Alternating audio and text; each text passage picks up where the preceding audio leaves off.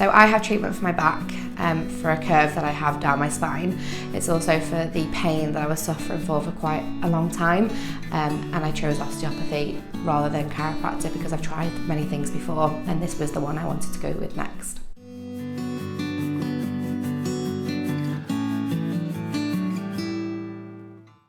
So for me, I feel the benefits of having regular treatments is that by having something that I look forward to, it helps me to think of my time and within that period how I'm going to manage my own back and my posture.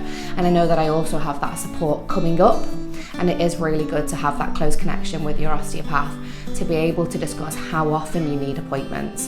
And it's really tailored to you as an individual, and it helps me rather than trying to call up when it's too late and I'm in absolute agony. It keeps me well maintained the whole way through.